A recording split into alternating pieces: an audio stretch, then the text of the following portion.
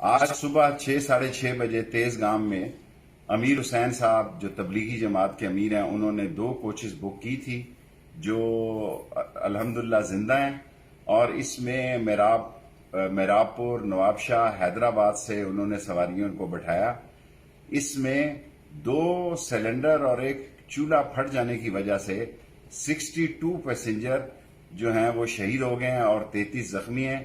13 پہلے شہید تھے، اور یہ باقی جو ہے یہ جو اس میں سے 49 جو ہیں یہ کوچز جب کول ڈاؤن ہوئی اور آگ بجھ گئی وہاں سے نکلی۔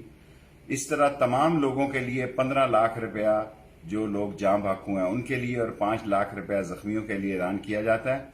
آرمی جو ہے موقع پر امداد کے لیے اور دوسری امدادی جماعتیں پہنچ چکی ہیں۔ میں خود بھی آرمی چیف کا مشکور ہوں، انہوں نے میری ٹرانسپورٹ کا انتظام کیا، اور میں ایئر مارشل نور خان ایئر بیس سے جا رہا ہوں بہاولپور رحیم یار خان، تاکہ اس ریسکیو کو اور اس کی طبی امداد کو خود دیکھ سکوں۔ اور جو یہ کہا جا رہا ہے اس امیر حسین صاحب سے رابطہ ہو گیا، ان کے پاس تمام لوگوں کے نام موجود ہیں، ہم ان فیملی سے بھی رابطہ کر رہے ہیں۔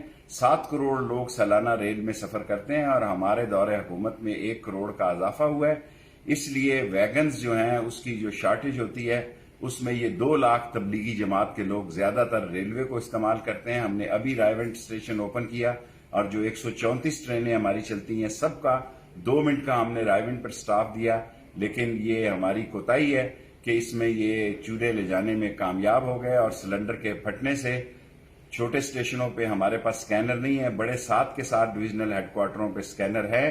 یہ ایک خونی حادثہ ہوا جس کا بہت افسوس ہے۔ اللہ تعالیٰ ان کے درجات بلند کرے اور ان کے خاندان کو صبر جمیل عطا کرے۔